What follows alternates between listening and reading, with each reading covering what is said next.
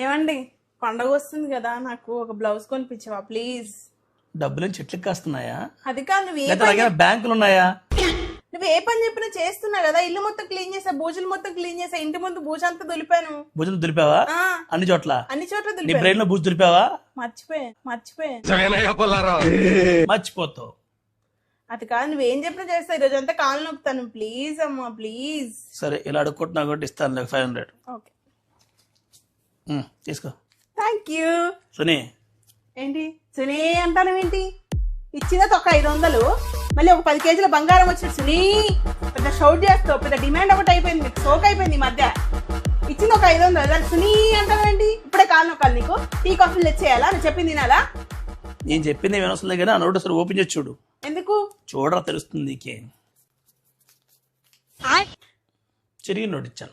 ఏదో జోక్ చేశానండి, మీరంటే నాకు చాలా ఇష్టం అని అలా అంటా అనుకున్నారా? కాదు, ఈసారైనా మంచి నోట్ ఇవ్వండి ప్లీజ్ అండి. ఈసారి మంచి నోట్ ఇస్తే ఏరా అంటావా? అది కాదండి, ప్లీజ్ అండి ప్లీజ్.